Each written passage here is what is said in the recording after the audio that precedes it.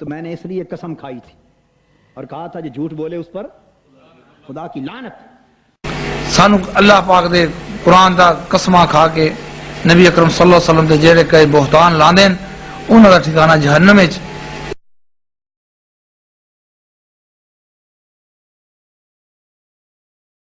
ہوا ہے اس پہ آقا تشریف رکھتے ہیں اور میں حضور علیہ السلام کے قدموں سے لپٹ کر حضور کے قدموں میں زمین پر بیٹھ جاتا ہوں، قدمین شریفین سے لپٹ کے نیچے بیٹھ جاتا ہوں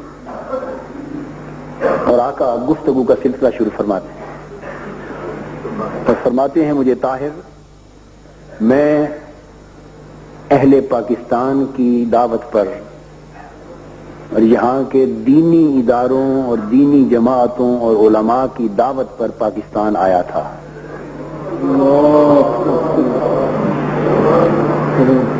فرماتے ہیں اہل پاکستان نے مجھے پاکستان آنے کی دعوت دی تھی۔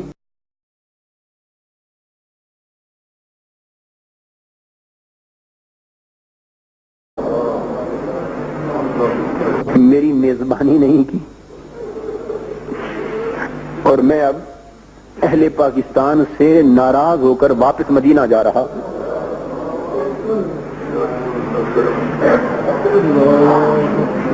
ان دینی اداروں سے، دینی جماعتوں سے، ان علماء سے، اہل پاکستان سے ناراض ہو کر دکھی ہو۔ آپ نے فرمایا انہوں نے مجھے بڑا دکھ دیا ہے، انہوں نے مجھے بڑا دکھ دیا ہے، دعوت پہ بلایا ہے، میری میزبانی نہیں کی۔ یہاں تک فرمایا کہ بڑی تفصیلات بیان فرمائی۔ تو میں نے اس لیے قسم کھائی تھی اور کہا تھا جو جھوٹ بولے اس پر خدا کی لعنت۔ میری قدر نہیں کی، کوئی اہتمام نہیں کیا، میزبانی نہیں کی اور مجھے بڑا دکھ پہنچایا۔ میں اب دکھی ہو کر میں نے فیصلہ کر لیا ہے کہ میں اب پاکستان چھوڑ کے واپس جا رہا ہوں، اس لیے میں لوگوں سے نہیں ملا۔ میں اب پاکستان چھوڑ کے واپس جا رہا ہوں۔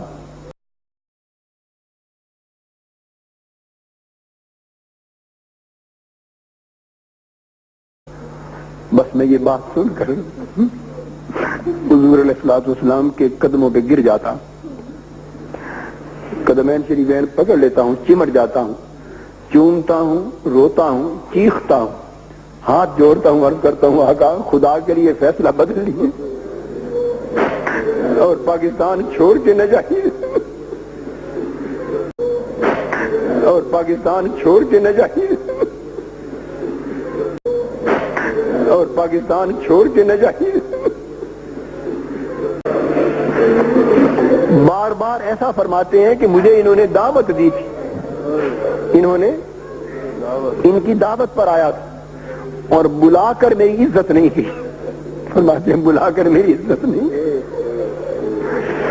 اور بڑا دکھ دیا ہے، اور میں نے اب فیصلہ کر لیا ہے کہ اب میں پاکستان چھوڑ کے واپس چلا جاؤں۔ بس میں روتا جا رہا ہوں اور التجائیں کر رہا ہوں، رو رو کر آقا کرم کیجیے، پاکستان چھوڑ کے واپس نہ جائیے، مجھے حکم فرمائیں کہ کیا کوئی صورت ہو سکتی ہے حضور آپ کے یہاں رہ جانے کی؟ میں پوچھتا ہوں، بار بار فرماتے ہیں نہیں، میں اب واپس جانے کا فیصلہ کر چکا ہوں، مجھے بڑا دکھ دیا انہوں نے، یہ اصرار کے ساتھ فرما رہے ہیں اور میں روتا جا رہا ہوں، قدم میں نے پکڑے ہوئے ہیں، عرض کرتا ہوں حضور نہیں جانے دیں گے۔ اور فرماتے ہیں طاہر اگر مزید پاکستان میں مجھے ٹھہرانا چاہتے ہو تو اس کی صرف ایک شرط ہے،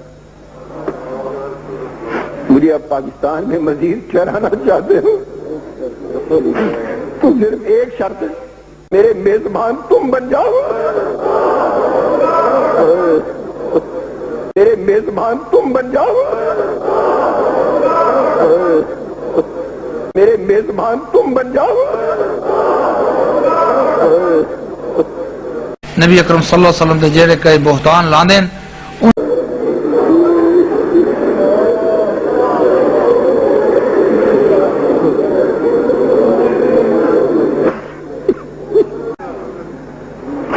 پھر رکتا ہوں یہاں، میں عرض کرتا ہوں آقا مجھے انکار نہیں، بڑی سعادت ہے پر میں اس قابل کا میں تو بڑا کمزور اور ناتواں آدمی ہوں، حضور میں میزبانی کیسے کر سکوں گا؟ مجھ سے کیسے میزبانی ہوگی؟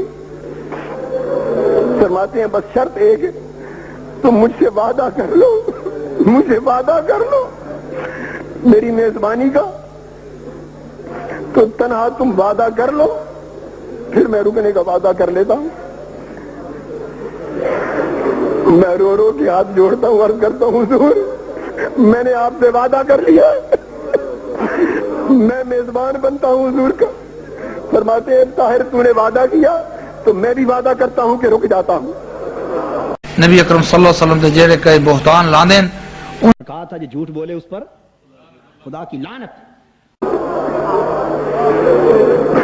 اور فرمایا کہ میں مزید 7 دن اپنا قیام پاکستان میں تمہارے کہنے پہ روک کر لیتا ہے، 7 دن مزید رہوں گا یہاں۔ کتنا؟ فرمایا 7 دن مزید یہاں رہنے کا وعدہ کر لیتا ہوں۔ اب میں کچھ نہیں کہہ سکتا کہ اس 7 دنوں سے مراد کیا ہے، وہ کتنی مدت ہے یہ وہی جانتے ہیں، اس کی تفصیل معلوم نہیں ہے مجھے۔ اس 7 دنوں سے مراد کتنی مدت ہے؟ فرمایا 7 دن میں رکتا ہوں تمہاری میزبانی میں۔ میں نے کہا حضور مجھے منظور ہے، پر یہ کیسے ہوگا سب کچھ؟ فرمایا تم عہد کر لو بس سب انتظام ہو جائے گا، سب انتظام ہو جائے گا۔ پھر مجھ سے فرماتے ہیں ایک بات اور وعدہ کرو مجھ سے، میرا ٹھہرنے کا انتظام بھی تم نے کرنا ہوگا، میرے کھانے پینے کا انتظام بھی تمہارے سپرد ہوگا، پاکستان میں جہاں کہیں آؤں گا جاؤں گا وہ ٹکٹ اور انتظام آمد و رفت بھی تمہارے سپرد ہوگا، اور جب واپس مدینہ جانا ہوگا تو مدینے تک کا ٹکٹ بھی تم لے کر دو گے، یہ سارا انتظام تمہارے سپرد ہوگا، یہ وعدہ کر لو۔ میں نے عرض کیا حضور یہ سارا وعدہ ہو گیا؟ فرماتے ہیں پھر میرا وعدہ ہے کہ میں 7 دن یہاں رک جاتا ہوں۔ اس وقت مجھے آقا نے فرمایا کہ تم اپنا ادارہ منہاج القرآن بناؤ، میں تم سے وعدہ کرتا ہوں تمہارے ادارے میں آؤں گا۔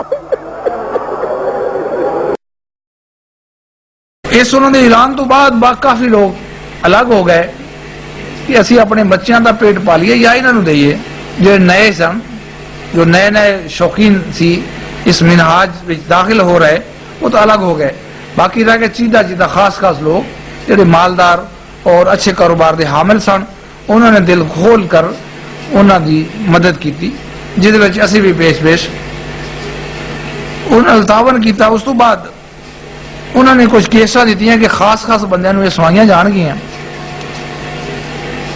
کہ وہ کیس دا موضوع یہ سی کہ اسی میں بیمار ہو گیا سخت، علاج واسطے امریکہ گیا، امریکہ والوں نے یہ کیا ڈاکٹروں نے کہ طاہر صاحب تہاڈی زندگی بس صرف 3 مہینے دی ہے، 90 دن تو زیادہ تسی زندہ نہیں رہ سکتے، اور ایک ایسا سنائیاں، اور انہوں نے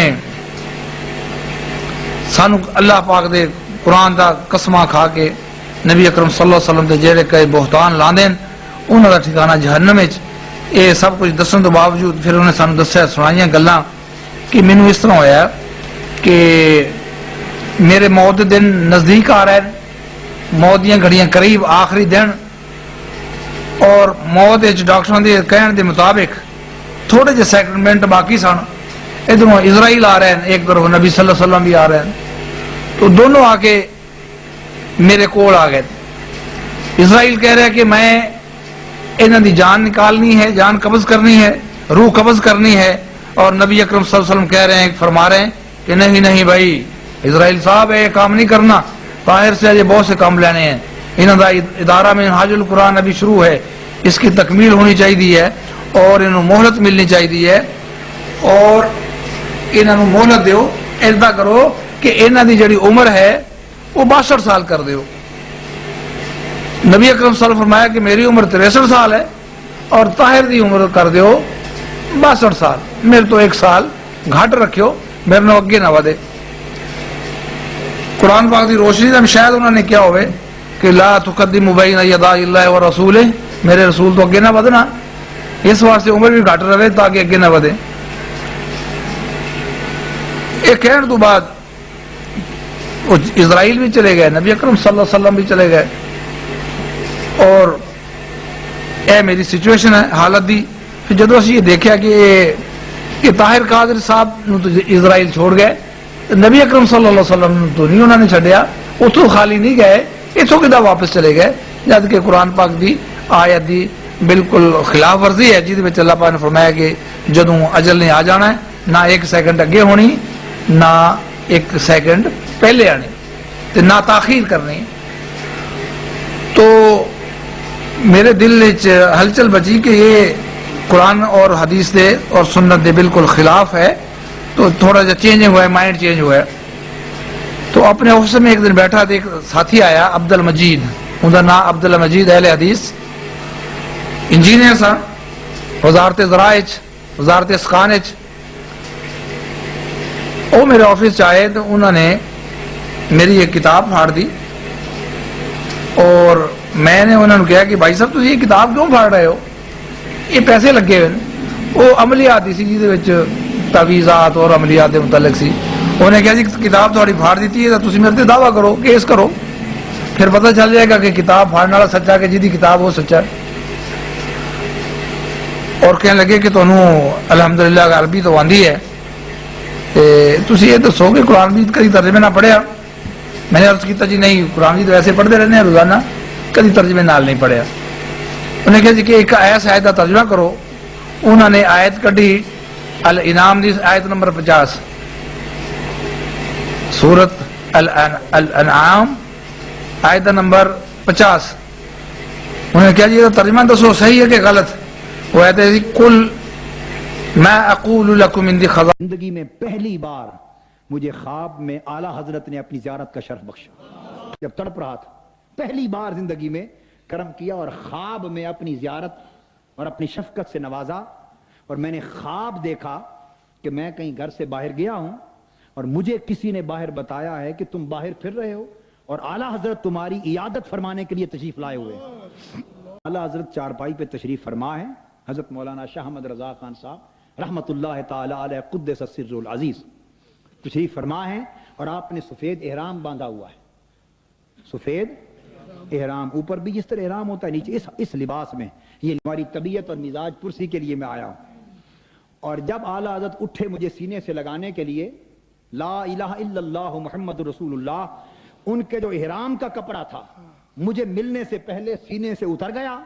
ان کا سینہ مبارک ننگا ہوا، اور اس سینے کے ساتھ جب مجھے دبوچا تو ان کا جو فیض تھا وہ ٹھنڈک کی طرح ان کے سینے سے مجھے منتقل ہوا.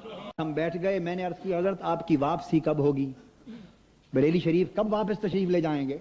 تو میں نے اس لیے قسم کھائی تھی اور کہا تھا جو جھوٹ بولے اس پر خدا کی لعنت. اعلیٰ حضرت نے شفقتاً فرمایا کہ میں 2-3 دن کے بعد جو درس ہونے والا تھا نا تصوف، فرمایا میں رہوں گا تمہارے درس میں شریک ہو کر سن کر پھر جاؤں گا. تعارف کروانا ہے جناب احمد رضا خان صاحب کا، اور لوگ یہ سمجھتے ہیں کہ احمد رضا خان کوئی بہت بڑے علامہ اور فہامہ تھے، لیکن اتنی توفیق نہیں ہوئی کہ کبھی وہ تفسیر لکھ لیں، کبھی وہ نبی علیہ الصلوۃ والسلام کی احادیث پر کام کریں. بخاری ہے، مسلم ہے، ابن ماجہ ہے، ابو داؤد ہے، یہ سیاہ ستہ کی کتابیں ہیں. اس کا ترجمہ کر سکتا تھا، وجوہات لکھ سکتا تھا. مزے کی بات یہ ہے احمد رضا خان کو بریلوی بہت بڑے عاشق رسول ثابت کرتے ہیں. مجھے یہ بات بریلوی بتائیں، میرا چیلنج ہے. احمد رضا خان نے ساری زندگی کبھی درود کے فضائل پہ کوئی کتاب لکھی ہو تو وہ لا کر بتا دیں.